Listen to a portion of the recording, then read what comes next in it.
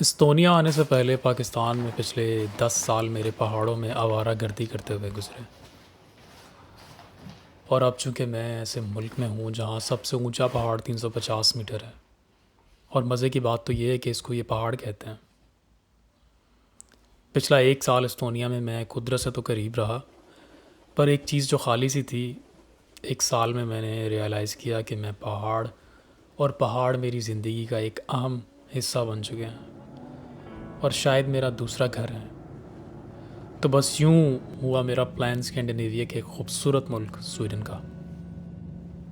वैसे तो adventure tourism के लिए यूरोप में बहुत सारे ऑप्शंस हैं, पर एस्तोनिया से स्काई स्कैनर और कुछ फ़्लाइट्स ऑपरेशंस देखने के बाद मेरा दिल सिर्फ स्वीडन का किया। सुबह के 2 बज रहे हैं और मैं स्टॉकहोल्म एयरपोर्ट पे। यहाँ से अब बस लेनी पड़ेगी क्योंकि एयरपोर्ट थोड़ा सा शहर से बाहर है। और इसी के साथ मैं बस लेकर पहुँच गया शहर के अंदर। वैसे तो स्टॉकहोल्म में खूबसूरत हिस्टोरिकल, कल्चरल और आर्किटेक्चरल हब है, लेकिन मुझे तो कंट्री साइड सिटी टूरिज़्म से ज़्यादा फैसिनेट करता है, क्योंकि वो भी तो एक कल्चर है। और फिर इस घटिया कैमरा एंगल के साथ बैठ के मैंने नाश्ता किया, कुछ क्रॉसॉं और कुछ जूस पीकर मैं चल दिया ग्रोवल्स जॉन की जानिब। इतनी खूबसूरत ट्रेनें भेज के मेरे से पहले, और ये जिसमें मैंने जाना है ये इन्होंने पाकिस्तान वाले भेज दी है। ये तो लग रहा खैबर मेल है, लेकिन पहुंचा देगी टाइम पे। पूरे डब्बे में आपका भाई अकेला है। सीट नंबर है मेरी 47, और अब मैं अकेला इसमें शोर मचाता जाऊंगा, कितना मज़ा आएगा। लेकिन चार्जिंग मेरी किसी डिवाइस में नहीं है और यहाँ पे चार्जिंग पोर्ट नहीं है। और फिर मैं अपनी विंडो सीट से बाहर स्वीडन की खूबसूरत दुनिया में खो गया।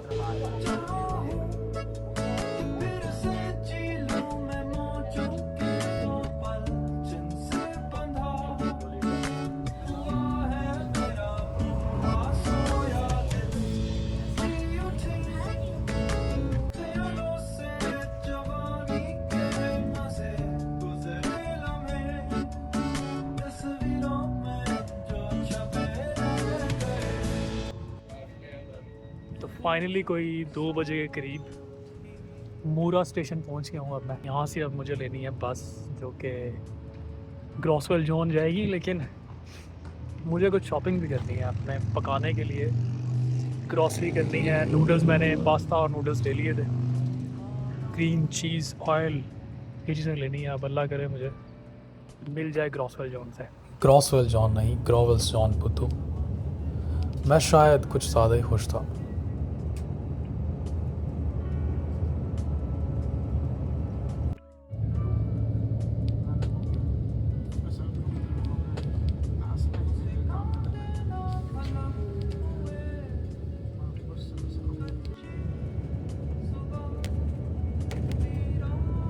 खूबसूरत पहाड़ों, जंगलों और दरियाओं से होता हुआ स्वीडन में 8 घंटे का यह सफ़र मेरी ज़िंदगी का शायद सबसे सीनिक सफ़र था। और मैं पहुंच गया ग्रोवल्सटॉन, एक क्यूट सी छोटी सी वैली जहां कुछ गेस्ट हाउस हैं और कुछ चंद गिने चुने घर।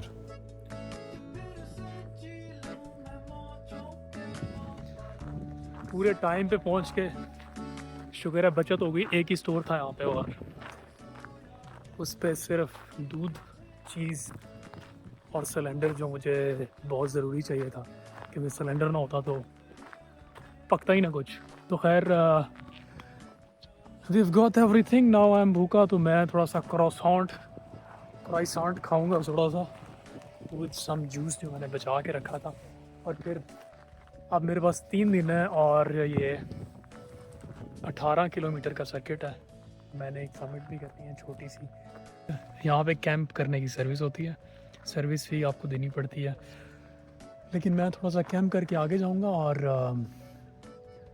वहाँ कैंप करूँगा आज, और फिर सुकून करूँगा, कुछ पकाऊँगा।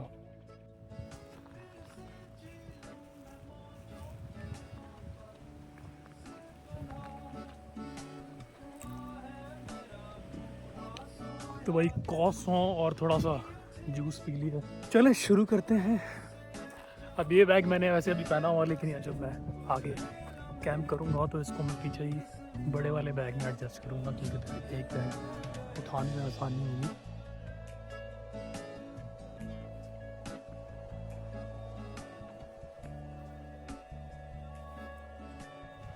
हाँ, तकरीबन 1 साल बाद फाइनली कुछ पहाड़ मुझे मिले, और इतने खूबसूरत पहाड़, वो भी स्वीडन में। और मेरी खुशी की इंतहा नहीं है। ये पत्तों की खुशबू, ये ठंडा की सारा, ये सब मेरी मेमोरीज़ में छुपा हुआ था। नॉस्टैल्जिया हो गया ये। और हाइक करते हुए मुझे मेरे मसल्स भी अब आवाज़ें दे रहे हैं कि वो ये काम किया करते थे, लेकिन मज़ा आएगा।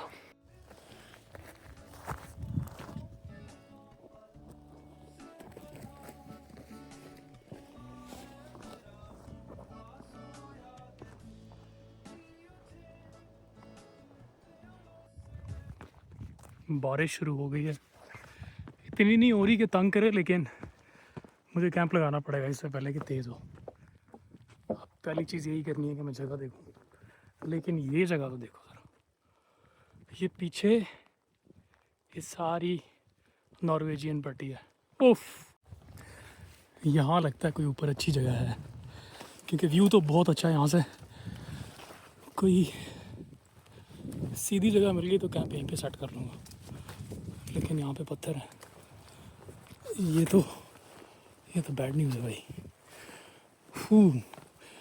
क्या मज़ा आता अगर मैं यहाँ पे कैंप करता, सामने वो व्यू होता। लेकिन एनीवे, हम व्यू में ही हैं, व्यू से बाहर थोड़ी।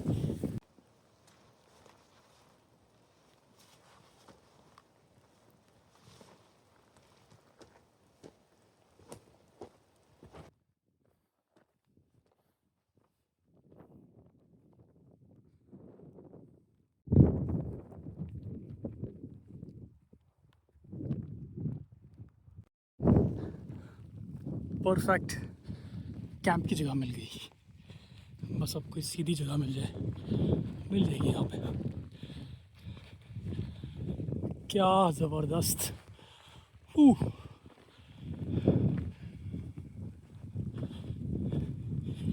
ये क्या भाई, नीचे लेक, ऊपर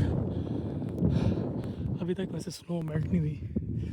इट्स गुड साइन, और maybe a bad sign. तो पहली रात के लिए मुझे एक बेहतरीन कैंप साइट मिल गई, और वो भी ग्रोवलस्टॉन लेक के बिल्कुल ऊपर। ये वही लेक है जो नॉर्वे और स्वीडन को अलग करती है।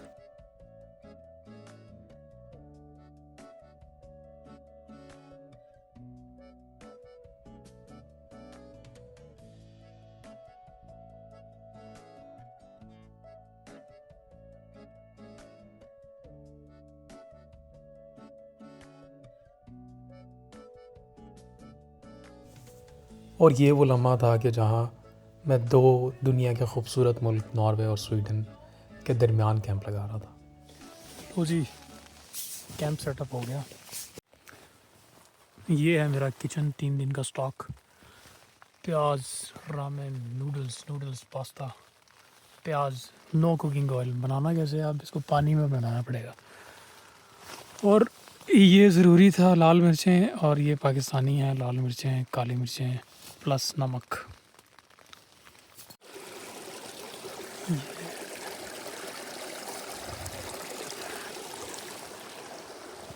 It's got पानी नाउ। पानी की शदीद किल्लत के बायस पानी मिल गया।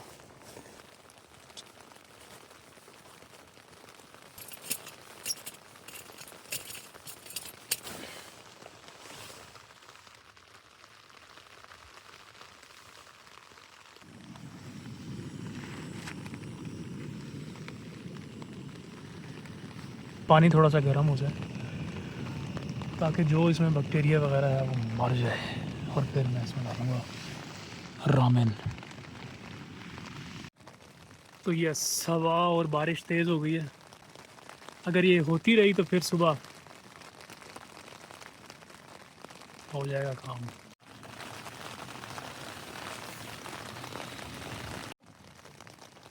बारिश बहुत तेज़ हो गई है, लेकिन शुक्र है मैंने सब कुछ सेटअप पहले ही कर लिया था।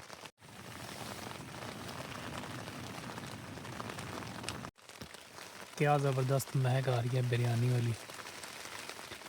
इस तरह के कैंप में और इस तरह के एडवेंचर में जब आपको भूख भी लगी हो और आपकी फेवरेट जगह हो, तो फिर जो भी खाओ वो दुनिया की सबसे लजीज डिश होती है। तो फिर ये आज की सबसे लजीज नूडल्स होने वाली हैं, जैसी भी बनी है।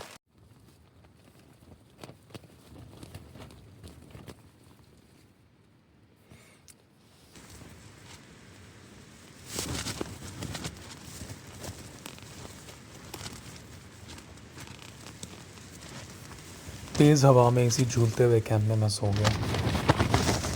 नींद पूरी की और फिर सुबह कुछ ख़ास बदला नहीं। सामान all set, ready to go to the summit. तेज़ हवा में कुछ अच्छा डिसीजन लेने के बजाय मैंने टिकटॉक रील शॉट करने का फैसला किया।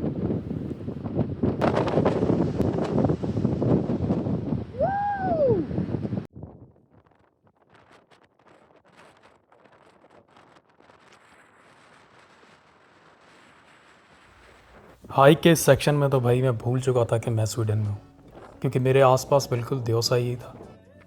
वही घास, वही आसमान, वही फूल, वही ब्राउन बेयर, सब कुछ तो सेम था।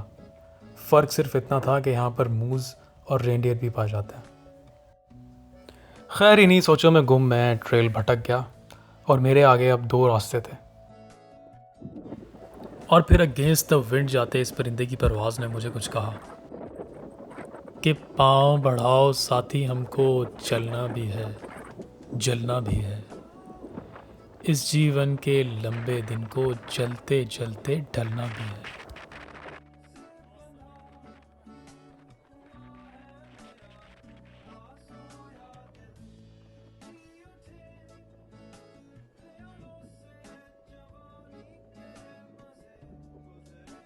परिंदे को फॉलो करते मैं पहुंच गया वापस ट्रेल पर और अब मेरी अगली मंजिल।